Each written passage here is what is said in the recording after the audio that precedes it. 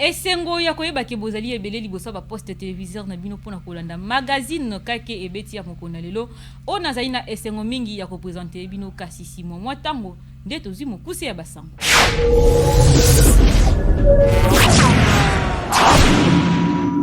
Mokonzi ekolo Congo démocratique Félix Antoine Tshisekedi Tshilombo azelami bongo na mikolo ezali koya na Lubumbashi kuna na province ya Haut-Katanga etalisi Jacques Kiabula Katwe gouverneur ya province oyo. Assemblée nationale abandi mokolo ya lelo jeudi 14 avril examen ya proposition ya loi électorale na prévision ya maponami oyo ebongisami mbula ezali koya kasi ba député ya Front commun pour na Congo FCC na mokuse proche ya Joseph Kabila baboyi ko participer na plénière na ko dénonçaka manque ya consensus. Bato moto baba kufi pe mingi bazokaki na accident ya nzela mokolo ya jeudi 14 avril na Mugunga na nzela ya Goma Sake kuna na Nord Kivu. Banzoto ya bawei ezalaki déposé na morgue ya hôpital provincial ya Nord Kivu pe ba oyo bazokaki bazwamaki bongo en charge.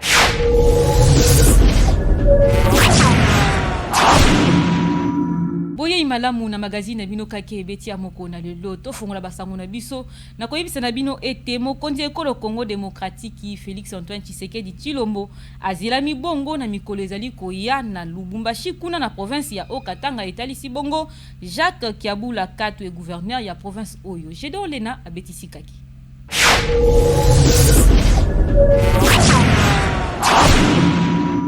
Jacques Kiabula Katwe, gouverneur ya province ya Haut-Katanga nde atalisi bongo na bakonzi ya ba parti politique pe ba regroupement nyonso oyo ya union sacrée mobembo oyo ya mokonzi ya mboka na Haut-Katanga mbala ya mine kaka na manda na ye oyo soki nanu mokolo Félix Tshisekedi ya kokoma na Lubumbashi nanu epesami te na ngambo ya gouvernement ya Haut-Katanga ezo mobiliser pe baponami oyo ya province oyo. Bazalaki bongo ya kosangana na salle ya banquier ya gouvernorat ya Haut-Katanga na séance moko ya mosala mingi pona kobungisa boye ya mokonzi ya mboka Félix Tshisekedi kuna na Haut-Katanga. Boye ba ete visite oyo ya mokonzi ya mboka Félix Tshisekedi ezo intervenir mingi na contexte ya biente pe ya polémique wapi bisika moponami Dominique Munongo Inamizi azolebela polémique oyo ezolobama na mayetali tribalisme kuna na Grand Katanga.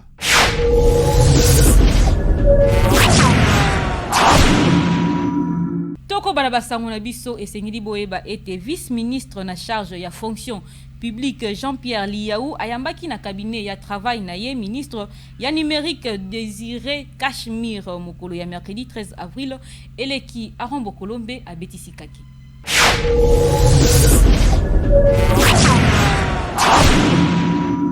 Na bokutani ya deux membres ya gouvernement Samalu Konde na masolo na bango balobelaki mayetali botiami administration kuna na ministère ya numérique oyo euti kokelama epai ya tata ekolo Congo Félix Antoine Tshisekedi Tshilombo na maloba ya mokambi ya ministère ya numérique Désiré Kolongele atalisaki ete ezalaki mituna ya kosolola na mokonzi ya fonction publique pona oyo ezali kosilisa ba processus relatif ya kotia ba agent pe ba cadre oyo bakoki ko accompagner ministère ya numérique. Boyi ba ete vice-ministre na charge ya fonction publique yepe asilaki kotalisa ete esengeli ko accélérer processus oyo pona kopesa ministère ya numérique administration oyo esengeli.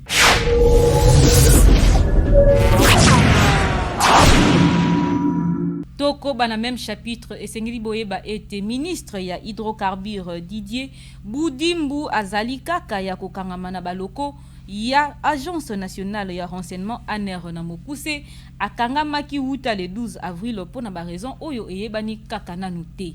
Toza ba détail na élément oyo.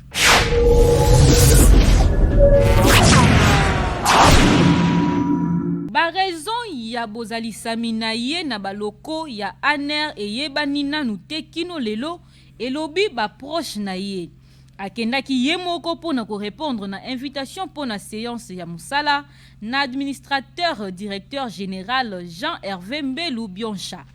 Banda wana ba telefone na ye nyonso eza ya kokangama pe ata moko ya ba contact na ye asololi na ye te. Didier Boudimbu azalaki mikolo oyo impliqué pona mayetali bozangi ya carburant.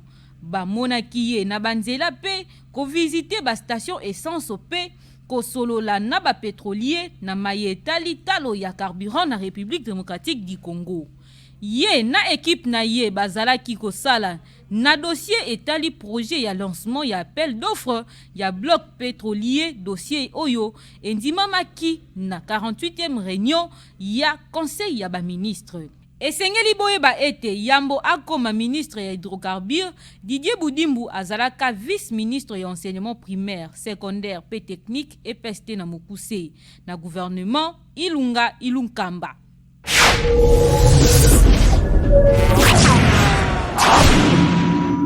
Mboka ya Italie ezui ambassadeur mosusu awa na République démocratique du Congo na kombo ya Alberto Petrangile oyo azui esika ya Luka Atanasio oyo akufaka le 22 février 2021 na Nord Kivu. Toza ba détail na élément oyo.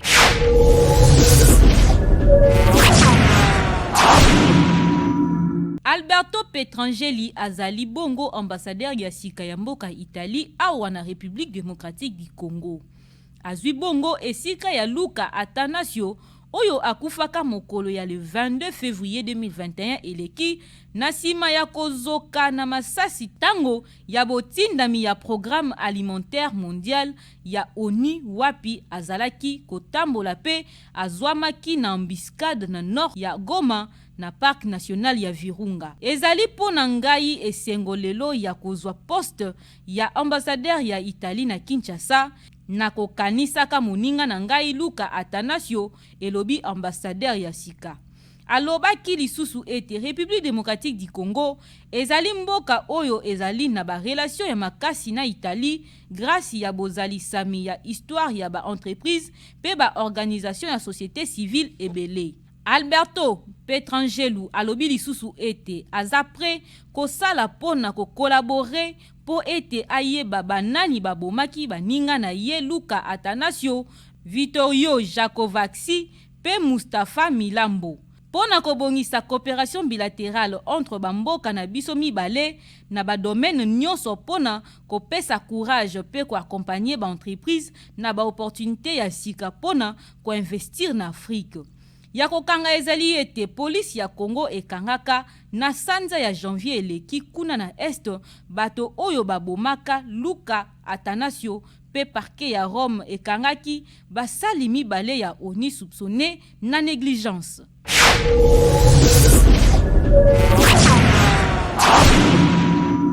Toko balisusu na basango na biso esengeli boyeba ete Assemblée nationale abandi mokolo ya lelo jeudi 14 avril examen ya proposition ya loi électorale na prévision ya maponami oyo ekosalema na mbula ezali koya kasi ba député ya Front commun pona Congo FCC na mokuse proche ya Joseph Kabila baboyi ko participer na plénière nako dénonçaka manque ya consensus. Jedon le nazaki wana pona ko betisa kaki.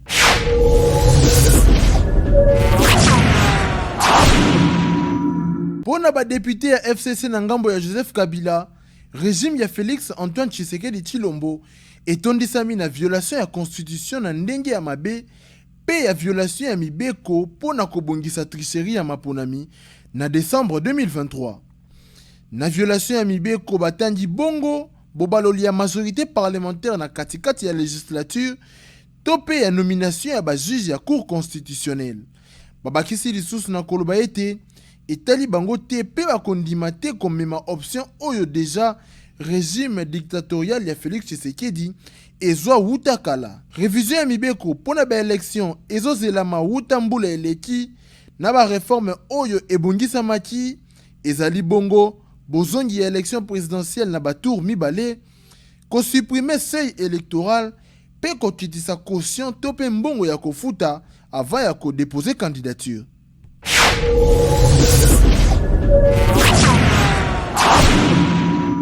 Toko bakaka na basango na biso esengeli boyeba ete bato moto bakufi pe mingi bazokaki na accident ya nzela mokolo ya jeudi 14 avril na Mugunga na nzela ya Goma Sake kuna na Nord Kivu. Banzoto ya bawei ezalaki déposé na morgue ya hôpital provincial ya Nord Kivu pe ba oyo bazokaki bazwamaki bongo en charge.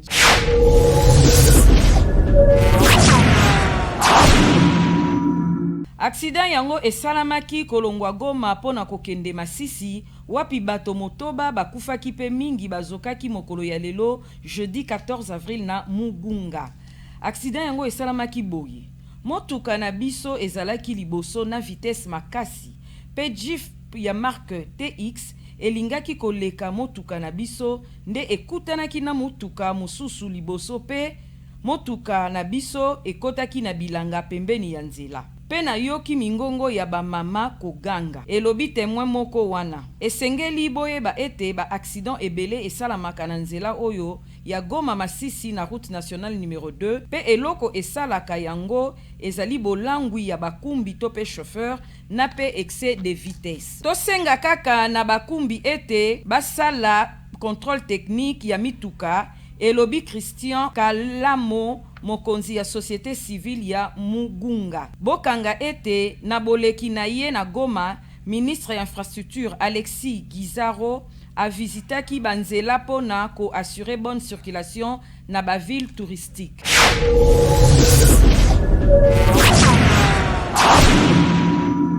Pe pona kosukisa basango na biso mokona lelo esengeli boyeba ete service ya sécurité ya province ya Sud Kivu basilaki kolakisa na mokambi na bango ya ville ya Baraka 53 présumés voleurs armés mokolo ya mercredi 13 avril eleki Arambo Kolombe azaki wana pona compte toujours ya magazine Kake Ebeti.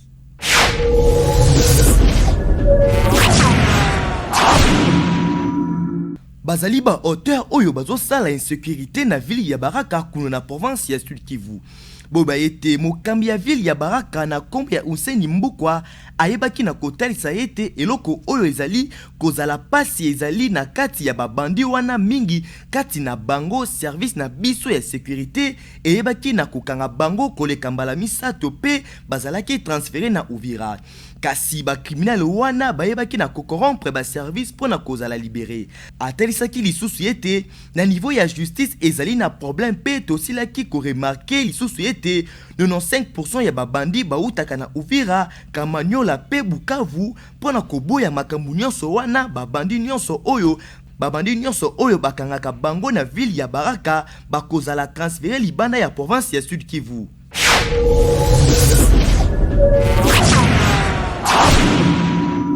Tokomi na suka ya basango na biso mokona lelo kasi simo mwa tango nde tozwi mokusi ya basango. Mokonzi ekolo Congo démocratique Félix Antoine Tshisekedi Tshilombo azelami bongo na mikolo ezali koya na Lubumbashi kuna na province ya Okatanga etalisi Jacques Kiabula Katwe gouverneur ya province oyo. Assemblée nationale a bandi mokolo ya lelo jeudi 14 avril examen ya proposition ya loi électorale na prévision ya maponami oyo ebongisami mbula ezali koya kasi ba député ya Front commun pour na Congo FCC na mokuse proche ya Joseph Kabila baboyi ko participer na plénière na ko dénonçaka manque ya consensus.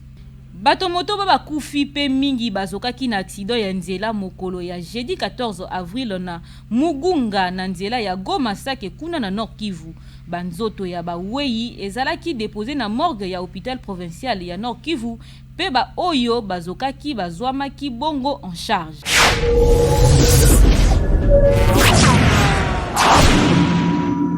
Bongo nde tosukisi basango na biso ya mokona lelo. Merci na bino bonso bozaki liboso ya ba poste télévision na bino pona kolanda magazine Kake Ebeti ya mokona lelo. Merci na équipe technique pe rédactionnelle o ba accompagner kinga pour que Kake Ebeti ya lelo esalema ngai na bino tokutani mikolo ezali koya soki yesu azongite.